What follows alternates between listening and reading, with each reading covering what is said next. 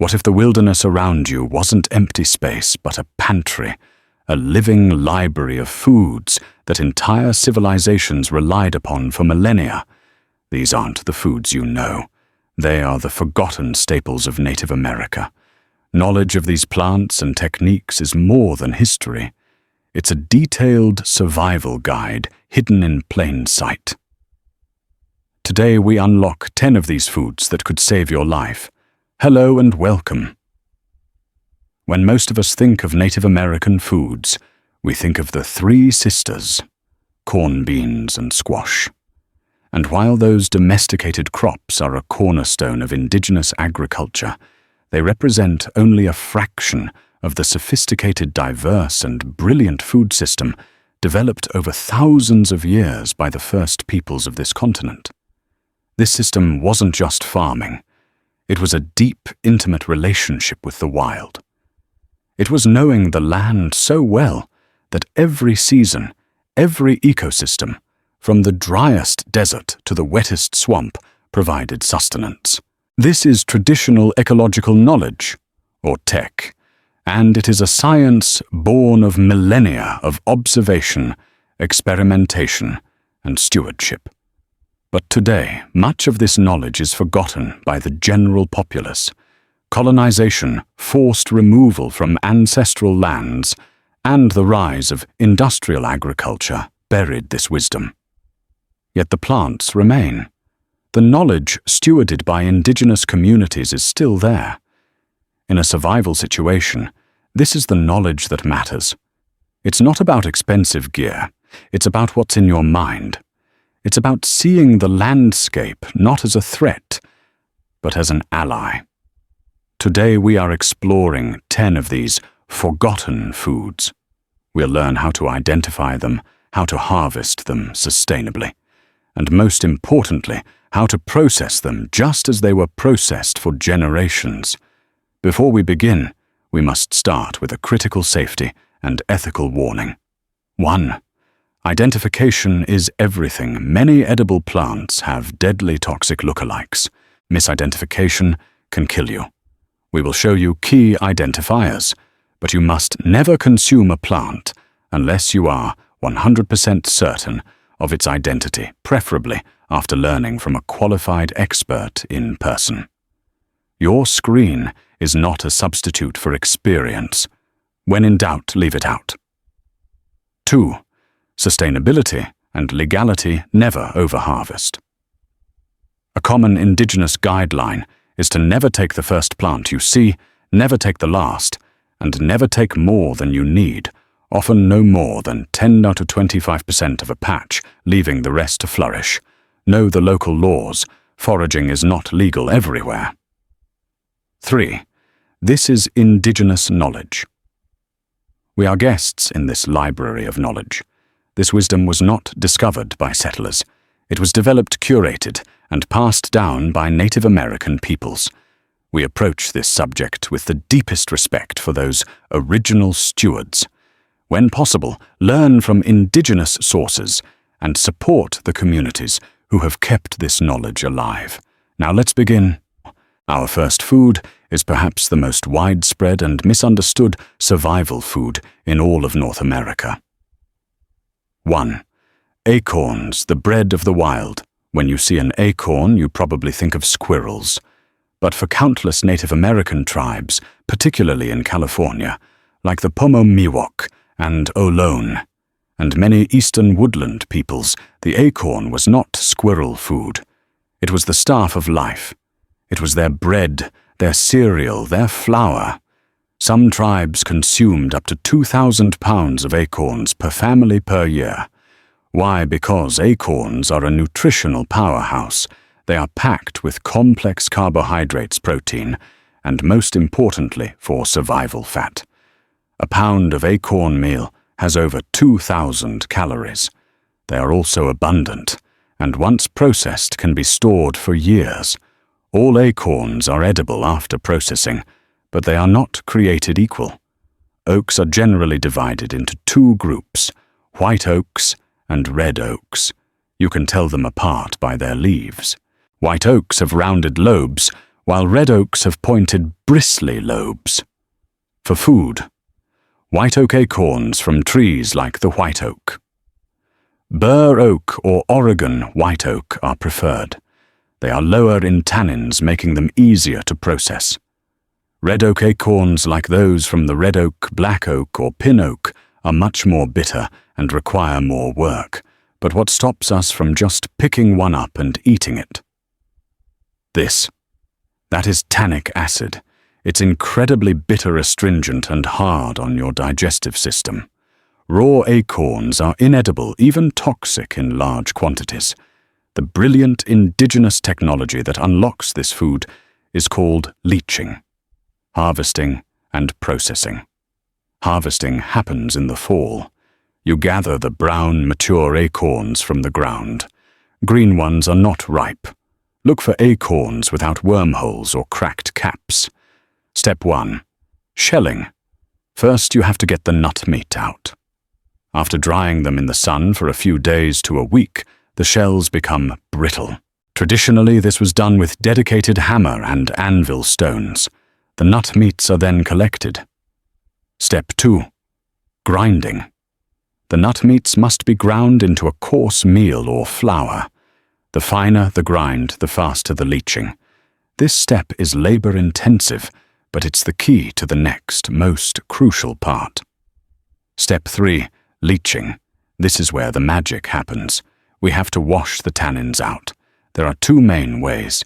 The cold water method is traditional.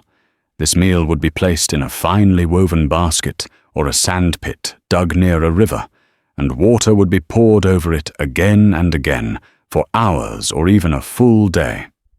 For survival, you can place your acorn flour in a cloth bag, like a t-shirt, and anchor it in a clean, running stream. You taste it periodically. When the bitterness is completely gone, it's done. The hot water method is faster, but can cook the starch, making it trickier.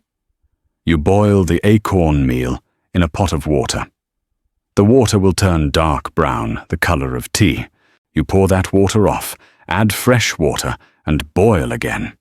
You repeat this process, changing the water 5, 10, maybe 15 times until the water remains clear and the meal has no bitter taste.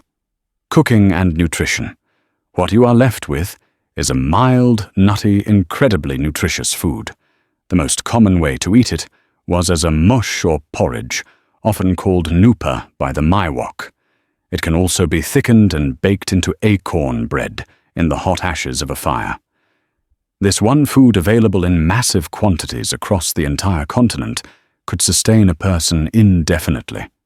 It's a perfect survival food, forgotten by most, but waiting in the oaks all around us. 2. Cattail, the supermarket of the swamp from the forest. We move to the water's edge. This plant, the cattail typha species, is probably one of the most recognizable wetland plants in the world, and for native peoples across the continent, it was a one-stop shop for survival. It's often called the supermarket of the swamp, because almost every part of it is useful for food medicine or materials. Identification and four-season harvesting. The key identifiers are the long, flat, blade-like leaves that clasp the round stem, and, of course, the iconic brown, fuzzy cigar that is the female flower head. The genius of the cattail is that it provides a different food source depending on the season. In early spring, the young shoots just emerging are the Cossack asparagus. You peel back the outer green layers, and this tender white core can be eaten raw or boiled. It's crisp, juicy, and tastes like a cucumber, or yes, asparagus. In early summer, before the familiar brown head forms, the green female flower head can be harvested. You boil it and eat it right off the stalk, just like corn on the cob. Higher up, the male part of the flower is covered in a thick yellow pollen. This pollen is incredibly rich in protein and vitamins. Indigenous peoples collected it, dried it, and used it as a flour extender, adding a rich, nutritious boost to breads and soups. in fall and winter. This is when the real survival food becomes available. The most reliable calorie-dense part of the plant is underground the rhizome. This network of roots is the plant's energy storage. It's pure, starchy carbohydrate. Harvesting it is hard, muddy work, but the payoff is huge. Processing the rhizomes. Once you have the rhizome, you have two options. First, you can roast it. Just lay it directly on the hot coals of a fire until the outside is blackened. You then peel back the burnt outer layer to eat the starchy fibers inside. You chew the fibers to extract the starch, then spit out the tough, stringy parts. Second and more efficient is extracting the starch. You pound the rhizome to break it up, then place the mashed pulp in a container of clean water. Agitate it, and the fine white starch will separate from the fibers and sink to the bottom. This is pure high-quality starch. You can dry it into a flour or add it directly to a soup as a thickener. It's a huge source of calories in the dead of winter when almost nothing else is available. A critical warning. The primary lookalike is the blue flag iris, which is highly toxic. The key difference: iris leaves are flat, but they grow from the base in a flat fan shape. Cattail leaves are more rounded on the back and wrap around a central round stalk. As always, 100% certainty is required. 3. Camas, the lost food of the Pacific Northwest. What you're looking at isn't just a pretty flower. This is a cultivated field, a garden. This is Camas camassia species, and for the indigenous peoples of the Pacific Northwest and Intermountain West, like the Nez Perce Coast, Salish, and Yakima, this was a food of immense cultural and economic importance. The bulb of the camas plant was a staple carbohydrate harvested in the tens of millions, traded across vast networks, and managed through sophisticated stewardship, including controlled burns to promote its growth, identification, and the deadly look-alike. Camas grows from a bulb sending up grassy leaves and a single stalk of beautiful star-shaped flowers that are typically blue or purple.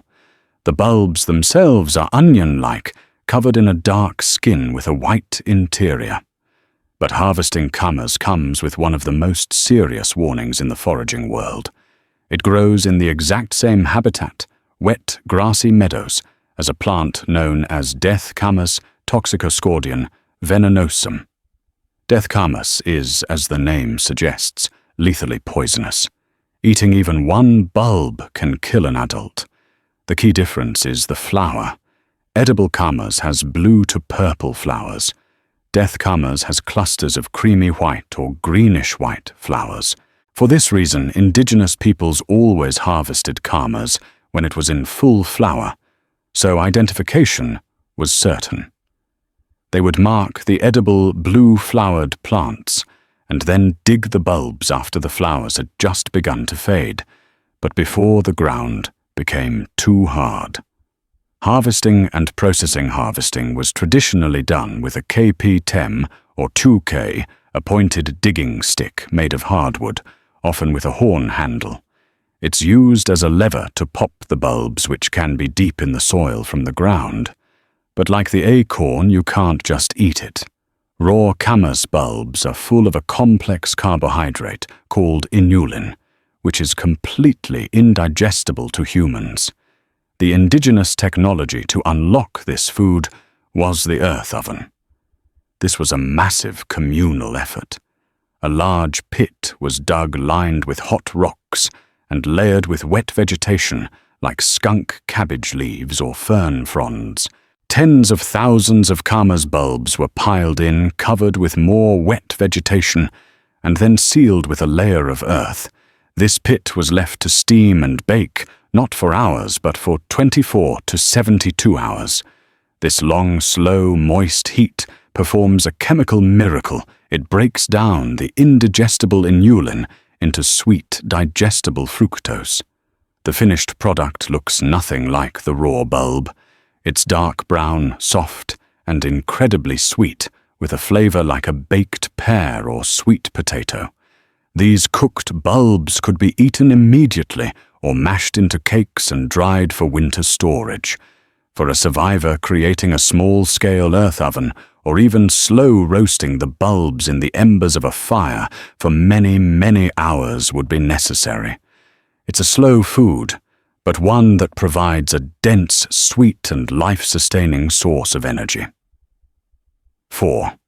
Sunchoke Jerusalem artichoke, the survivor's tuber. This plant might look like a common sunflower, and that's because it is. This is Helianthus tuberosus, the sunchoke, or as it's more commonly and misleadingly known, the Jerusalem artichoke. It has no connection to Jerusalem, and it's not an artichoke.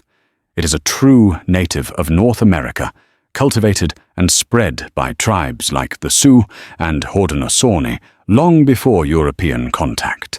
Its forgotten status is baffling, because it's one of the easiest, most reliable and most prolific survival foods you could ever hope to find. Identification and harvesting. It's easy to identify. Look for a tall sunflower-like stalk, often 6 to 10 feet high, with a rough sandpapery stem and leaves. In the late summer and fall, it produces multiple small yellow flower heads.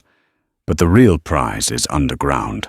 At the base of the stalk, it produces a mass of tubers. They look a bit like lumpy potatoes or ginger root. The real survival advantage. You harvest them in the late fall and all through the winter.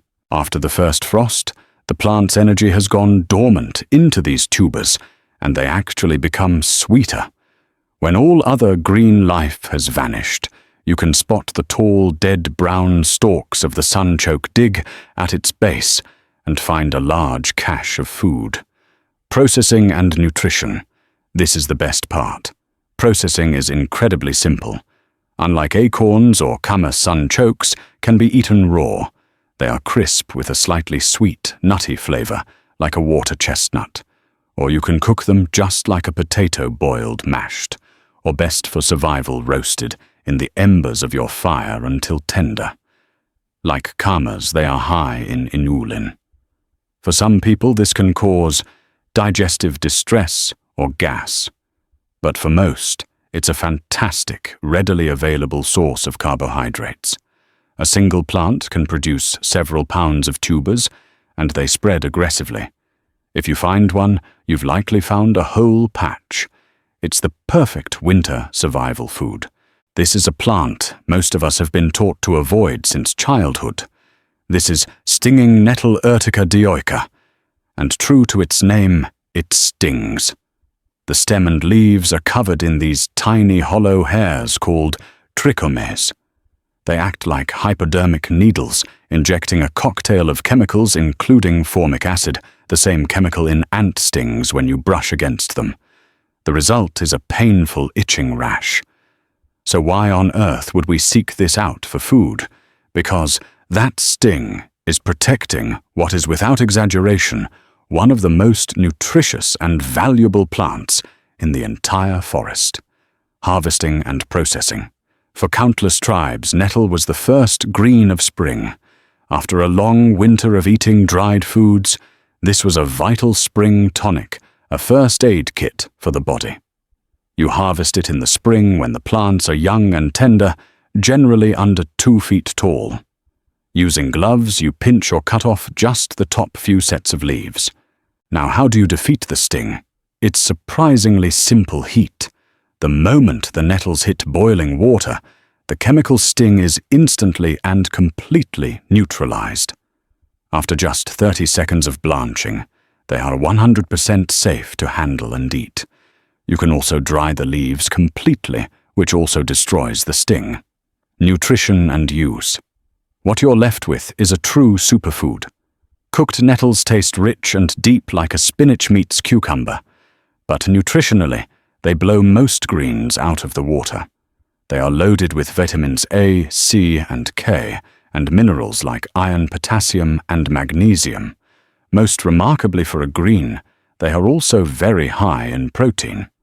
In a survival situation, A pot of nettle soup is not just a meal, it's medicine. It replenishes a system depleted by cold and hunger. The water you boiled them in also becomes a highly nutritious broth or tea. And as a bonus, the forgotten knowledge extends beyond food.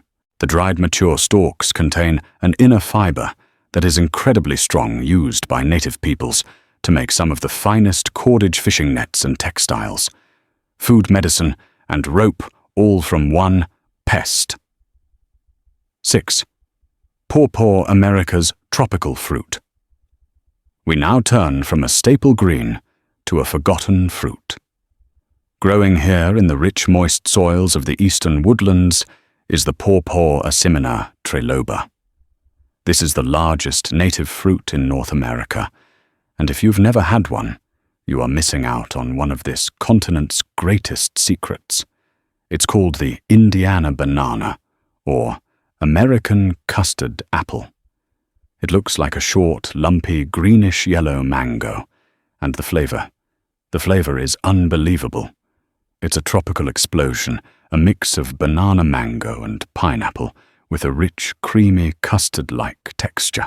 This was a cherished fruit for many eastern woodland tribes like the Shawnee and the Cherokee, and was a favorite of settlers like Lewis and Clark, who survived on them for a time during their expedition. Identification and harvesting pawpaws grow as small trees in patches or colonies, often in shady bottomlands and near rivers. The key to finding them is to look for their large, distinctive leaves. But the reason they're forgotten by modern commerce is their harvest. You harvest them in the late summer or early fall, late August to October. The key is that they are ready when they are soft to the touch, like a ripe peach, and they will often fall from the tree with a gentle shake. They have a terrible shelf life. Once ripe, they last only a few days, bruising easily. This makes them impossible to ship to a modern supermarket, but perfect for a survivor in the wild. Nutrition and use. Processing. There is none. You just eat it. Peel back the skin, or better yet, cut it in half and scoop out the flesh with a spoon or your fingers. Just be sure to spit out the large seeds. They are mildly toxic. For survival, the pawpaw is a miracle. Unlike most fruits, which are sugary water, the pawpaw is a calorie bomb. It is incredibly dense, high in carbohydrates, fats, and even has a decent amount of protein. It's one of the most nutritious fruits you can find, and it's free, easy energy at a critical time of year. Finding a ripe pawpaw patch is like finding a chest of golden, delicious treasure.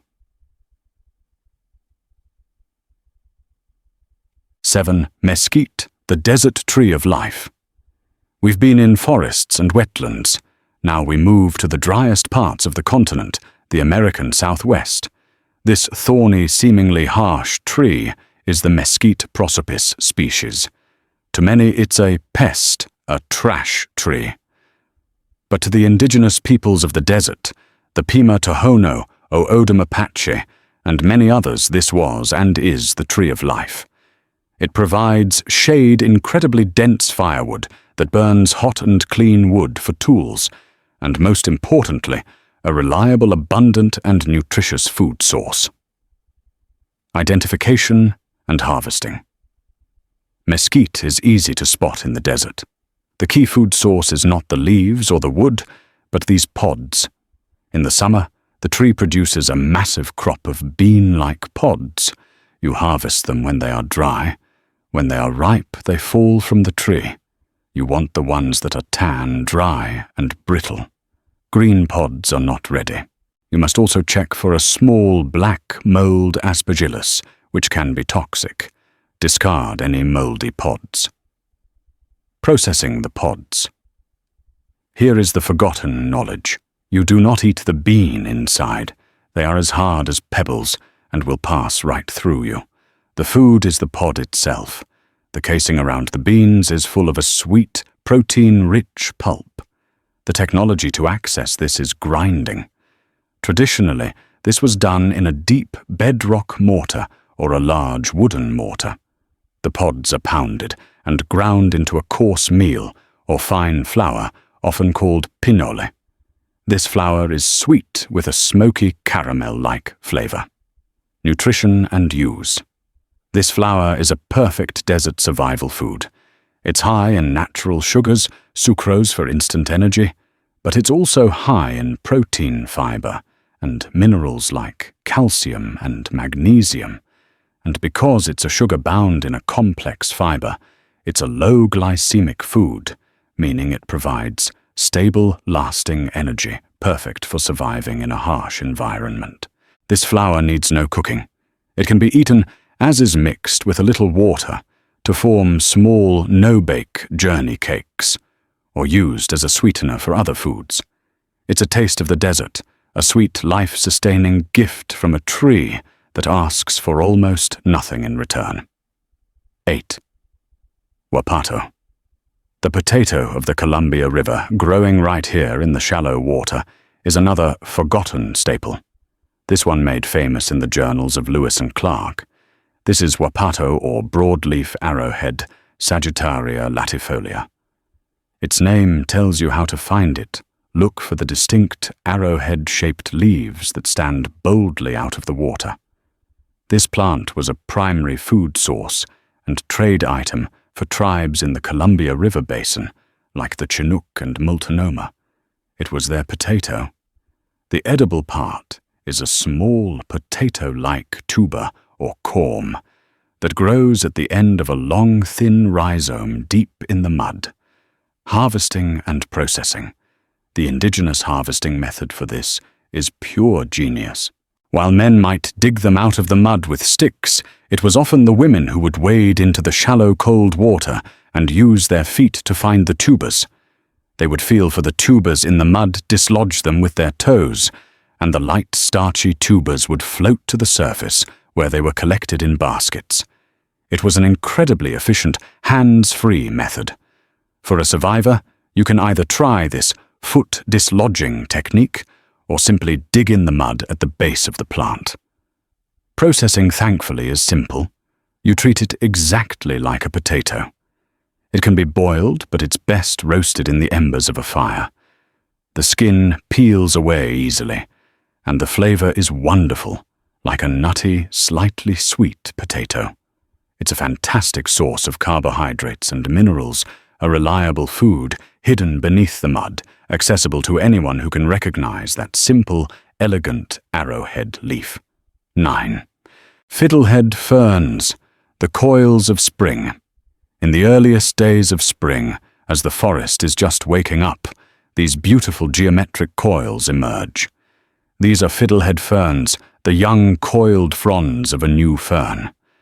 To many, they are a gourmet delicacy. To indigenous peoples of the Northeast and Pacific Northwest, like the Maliseet and Mi'kmaq, they were a vital celebratory first food of the season. But this is not a food for amateurs. This is perhaps the most high-risk food on our list. Because while some fiddleheads are edible, others are highly toxic and carcinogenic. Identification: edible versus toxic. The only fiddlehead widely and safely eaten is from the ostrich fern Matuchia, Struthiopteris. You must know its 3 key identifiers. 1. The groove. The ostrich fern fiddlehead has a deep, U-shaped groove, like a celery stalk on the inside of the smooth green stem. 2. The chaff. The coiled head is covered in a brown, papery tissue-like chaff or scaling. It rubs off easily. It is not fuzzy, woolly, or hairy. 3. The growth ostrich ferns grow in clumps or crowns, often near riverbanks and streams.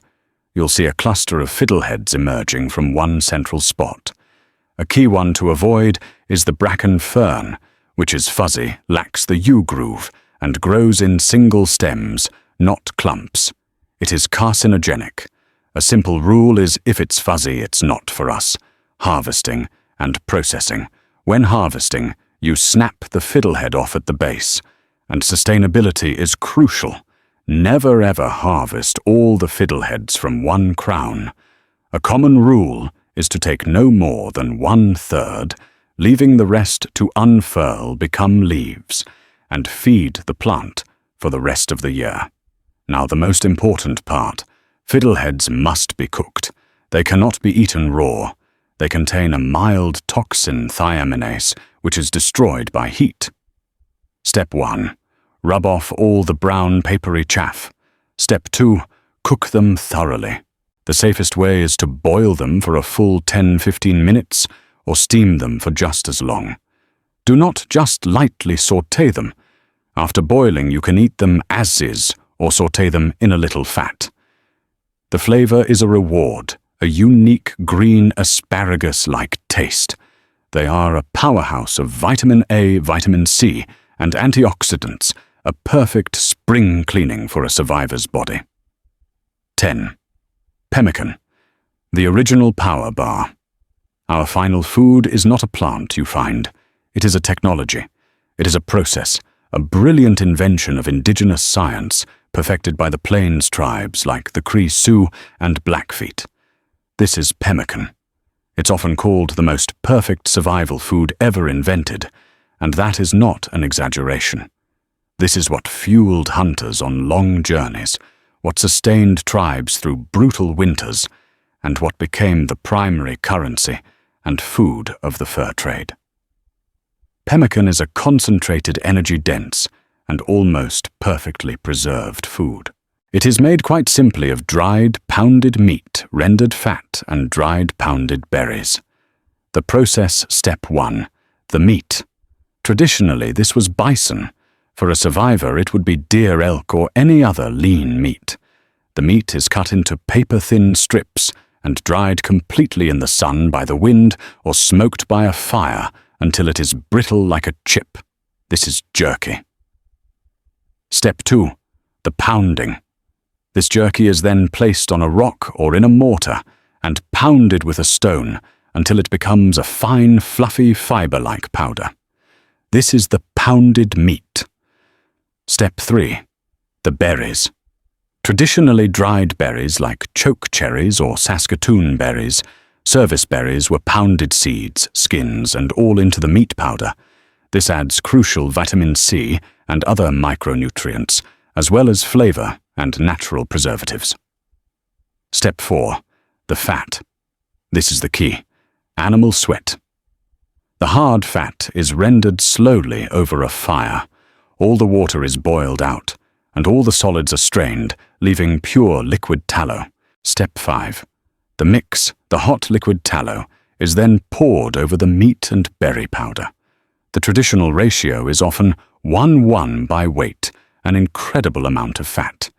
The hot fat sterilizes the mixture, and as it's mixed, it coats every single fiber of the meat, protecting it from air and moisture. This mixture was then packed tightly into rawhide bags parfleches and sealed with more pure tallow. The survival value. The result. A food that will not spoil. If made correctly, pemmican can last for months, years, or even decades at room temperature. It is a complete food. The protein from the meat, the massive, dense calories from the fat, and the vitamins from the berries. In a survival situation, this is everything. A small handful of this could sustain a person through a full day of hard physical travel. Pemmican is not just a food, it's a testament to a profound understanding of chemistry, nutrition, and food preservation. It is perhaps the ultimate forgotten survival food. Acorns, cattails, camas, pemmican. These 10 foods are just a tiny glimpse into the vast, sophisticated pantry of Native America. The real forgotten food isn't a single plant. It's the knowledge itself. It's the relationship cultivated over 10,000 years that sees the land not as a commodity to be exploited, but as a community to be a part of. This knowledge, stewarded and protected by indigenous peoples, is a living legacy that holds profound lessons for us today. It teaches us respect, observation, and reciprocity. and it reminds us that, in a world of uncertainty, the most powerful survival tool is, and always has been, knowledge. If this journey into the wisdom of the wild resonated with you, please help us share these stories. Honor the original stewards of this land by seeking out and supporting indigenous voices. Please like this video, share it to help pass on this knowledge respectfully, and subscribe for more deep dives into forgotten skills. What forgotten food or ancient skill should we explore next? Let us know in the comments below. Thank you for watching.